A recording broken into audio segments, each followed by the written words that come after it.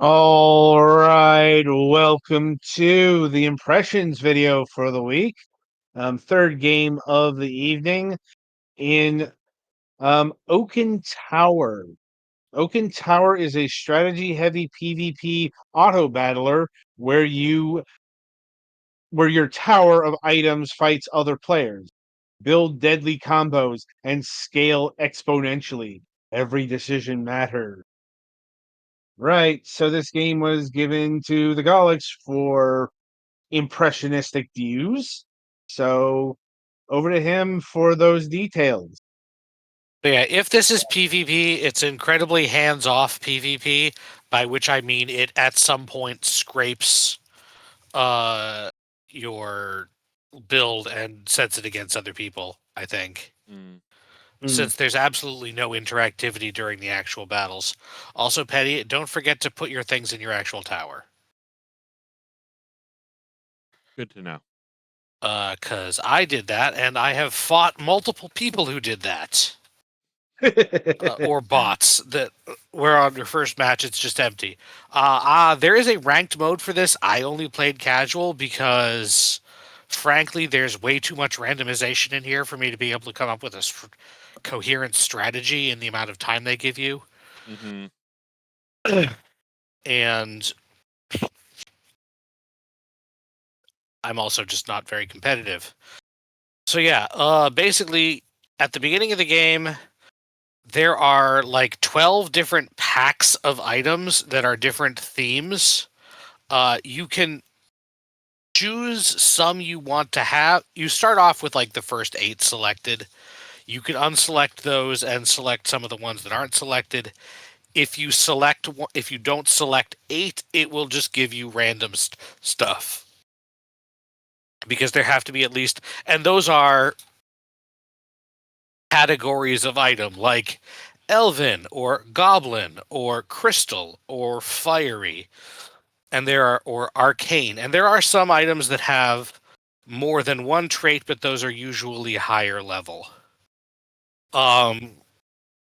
There are also, you start off with one of 4 random perks. You can unlock more perks, but doing them requires doing a lot of stuff in the game. Like buying 30 shields from the shops is one of them. One of them is getting an item's multicast up to 99, which I got close to but never quite hit. Mm. And the perks do things like give you a bonus zone on your tower that makes whatever you put there heal you a bit whenever it goes off. Or you start with a free item of a certain type, or you start with more money. They're various things. Mm. Then you go into a shop which has some random items for you to buy, and you start off with a certain amount of gold, and you have one of your stats is income, which determines how much gold you get every day. There's also some other stuff. And then you go into the shop. If you didn't start with something free, you have to buy things. Don't sell it. Don't sell it. Buy the new one. Oh. That And it'll upgrade. weird. If you end up with 3 of the same item, it upgrades to a 1-star version. If you then buy like 3 or 4 more or something, it upgrades to a 2-star version. 3 stars exist, but I think you have to get it through a specific method. You can't do it normally. Use that chest also in your inventory. You have to drag it up to the. And whenever you upgrade an item, you get a reward chest that gives you a choice of 3 random things that are pretty good for the level you're at. You gain experience passively. You can also pay gold to gain more experience, or to even up. And then the main things, your level increases your income, it increases your max hit points, and it increases the rarity of items that will be found in the shop. After that, you go to battle. It selects an opponent from I don't know, either people are online or bots or whatever. It's really whatever. Hmm. The only reason why I trust that they might actually be people is because is that the shit has been random enough. And then basically once you're in battle, each of the items has a cooldown that it triggers so often. Some of them do damage, some of them do status effects that inflict damage, some of them block damage. Some of them do weird things like decrease the cooldown or increase the crit rate of adjacent items. And an important thing in this is that some items have upgrades that happen on conditions, and some have permanent upgrades. The permanent ones persist throughout a run. So if you get those early, it can be really good. So like that diamond axe has a thing where it triggers based on every 7th activation of the thing below it. Hmm. So usually it's good to take something like that and put it above something that goes pretty fast or has multicast. The diamond axe, not the divine axe. Mm. Ah.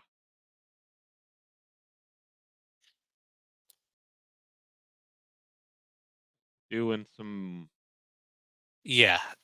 Just the position of your items does matter. Yeah. And then at any given, and then presumably by playing ranked, you can increase your that label next to your name, which I think is your rank. You can get it to like number up just by doing casual, but Hmm.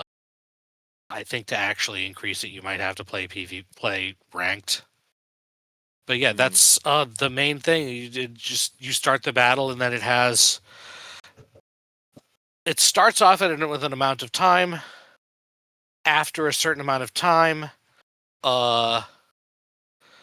there's a thing that shows up, a shrinking bar that shows up in the middle of the screen. After that, both players start taking tick damage, and the tick damage increases exponentially every few ticks until eventually it kills one of you faster than the other one.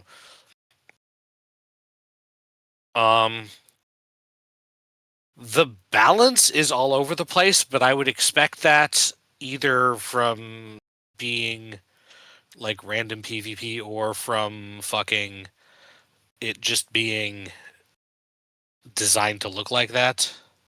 It's like I don't distrust that it's connecting to other people. I just don't know like how actively, because it doesn't care if you sit on the match select screen forever. So once you're in the match, it's clearly you're not like your opponent can't quit out of that. But everything from your setup is locked in at the start of the fight, so presumably it just like touches base. Mm. And then touches base again with the win-loss, I guess. And then, so the goal is to win 10 times. There is one match. After that, you can go into endless mode if you want, but endless mode tends to have people with really good builds, so you'll get your butt kicked fast. Mm.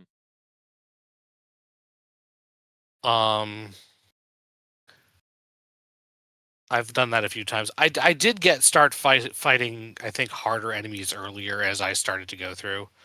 So yeah, you can have like a thing of mixed items if you can assemble a team of, or a thing of thematically associated items arranged well. You can often do better.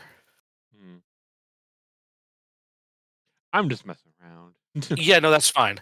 I'm not saying you need to do that. I'm just saying like a lot of the times, like a lot of lunar items, like a lot of witch items interact with the potion mechanic, which is that there are some things that give you, when you return to the intermission screen, vials and potions that you can either used to improve weapons or give you money or give you experience or give you max hit points. And they improve weapons in various ways, increase crit, increase the amount of shield they add. Also, you can do anything. You can take a shield and add a ton of attack to it, and now it's an attacking thing. You can take a torch and make it into a shield. You can take an axe and make it heal more than it hurts. Heal you more than it hurts the opponent. I'm sure there are some very interesting builds you can do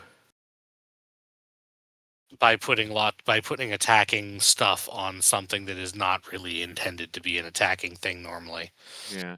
Well, Um, right now I'm just being thrown to like something level 5, so well, you're level what, 7? 2. 2? I can't read it. My monitor's small. It's fine. Yeah, I Anyway, got you can spend your money to level up faster. But yes, you will face people who are a bit higher level than you sometimes. I'm sure that like the ideal thing involves selling your shit that you're not using more often than I usually do. right.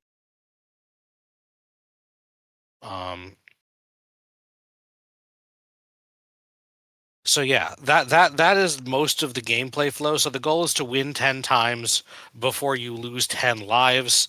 For the first few days of the game, each match takes a day. You only lose 1 heart when you lose. Then for a couple of days you lose 2, and then going on after that you lose 3. Also, the first time you run out, a goddess will come and save you and either revive you with 2 more lives and some experience and a free chest, or with 2 lives and some money. There's also every few days you'll meet someone in town or a choice of people in town who will give you your choice of bonuses. Like the cleric can give you a lot of them will be like your choice of a lot now or less now and some over time, or a straight buff to your hit points or weapons, or the promise to get better ones later. The fairly tight time thing on this is interesting because it feels like it's definitely possible to assemble a good build, but like there are some items whose only purpose is to buff other items. Right, like the books. And some of the books also do damage. Well, like I have a book of modern archery. Yeah, That I that one can only buffs an archer, but you notice that does permanently buff a bow that it's next to. So if you put that next to a bow, it'll do that. But then, like presumably, you'd want to keep it there for a while and then take it off after it gets good enough. Although I suppose to some extent you never want to stop scaling your things up. Right. But yeah, that's more or less. Yeah, that's the general gameplay thing. So there's no like story or anything. It's all just like a time doer. Honestly, the biggest issue I have in that is that I could not find a way to suspend, like to stop in the middle of a run without canceling it. Although I guess maybe if you just close the game, it does that. But I was looking for a suspend run button and I couldn't find one. Right. But yeah, that's the deal pretty much with the game. The music is medieval. Nothing exciting about it. The graphics and effects are decent enough. I like a lot of the ideas for the items, but all in all, it's an auto battler, so there's not a whole lot all of the actual gameplay is in the decisions you make rather than in like moment to moment execution.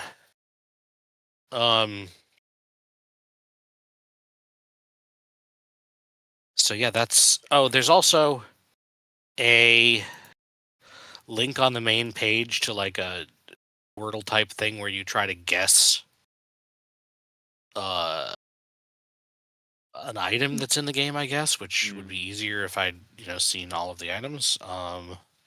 Right. And yeah, that's pretty much, I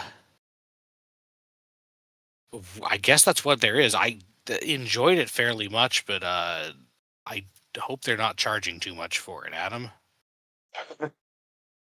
Um, Currently the game is retailing for $10. Right. So before you get into the analysis of that, um, this is an early access title, so the question is always, will the price go up? And in the case of this game, yes. Will the price be different during or after early access? You can expect the price to slightly increase after we leave early access. I'm guessing slightly could mean anywhere from like $2 to $5. Mm-hmm. So, Looks like basically, it looks like still on their roadmap are yeah.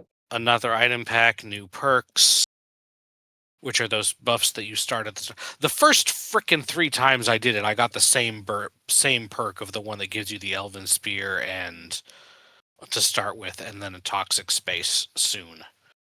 That annoyed Mm, me. But you start out with only 4, so right. I assume you can get a lot of play out of this, but the play is not going to like you can there's a lot to experiment in terms of different builds, but actually executing them is gonna all be the same. You know, so I guess it kind of depends on how much that appeals to you. It seems like eventually you just want to get a build with like either no cooldown or so much multicast that it keeps going until its next cooldown anyway. Yeah. The infinite loop. Yeah. Yeah. That being said, do you think the game is worth a $10 investment at this point? That's what I'm saying. Maybe Okay. that's on the upper end of what I think I would do unless you know you want to mess Yeah. around with it a lot. If Mm, there was fair enough. like an option for me to like pick who I wanted to play against, maybe. Yeah, So they do that's say the that thing that, on the roadmap yeah, there's something about friend lobbies, so yeah, that's the thing that's coming. Um, Once again, that's early access for you. Right. yeah. Like, also, the early access period is being defined currently for as 8 months. This game released into early access about 4 months ago. So, if they are keeping to their roadmap here, it is about halfway done in early access.